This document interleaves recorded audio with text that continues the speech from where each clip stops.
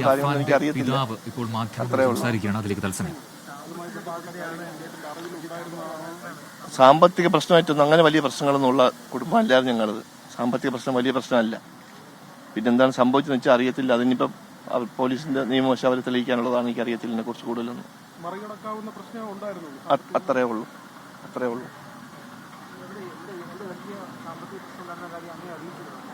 അങ്ങനെയുള്ള സാമ്പത്തിക എന്നും വീടുകളിൽ ബന്ധപ്പെടുന്ന ആളാണ് ഞാൻ. എന്നിട്ട് അങ്ങനെയുള്ള സാമ്പത്തിക പ്രശ്നങ്ങളൊന്നും ഇല്ല. വലിയ സാമ്പത്തിക പ്രശ്നങ്ങളൊന്നും ഒന്നുമില്ല.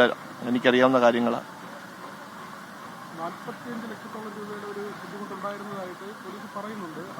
അതിനെക്കുറിച്ച് എനിക്കറിയത്തില്ല. എനിക്കറിയാവുന്ന കാര്യങ്ങളാണ് ഞാൻ പറഞ്ഞത്. എനിക്കറിയത്തില്ല. അത്ര ബാധ്യതയുള്ളതായിട്ട് എനിക്ക് ഓർമ്മയില്ല. എൻ്റെ ഇത് അറിവിലില്ല. വീട് വെച്ചതിലൊന്നും കടകളൊന്നുമില്ല. വീട് വെച്ചതൊക്കെ ഞാൻ എല്ലാം തീർത്തതാണ്. അതിലൊന്നും കടകൾ ബാധ്യതകളൊന്നുമില്ല.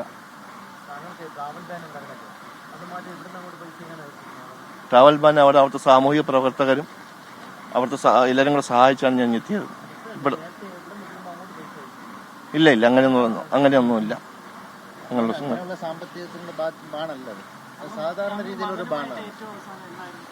അവനായിട്ട് മിക്കവാറും ഒക്കെ വാട്സാപ്പ് വഴി സംസാരിക്കുമായിരുന്നു.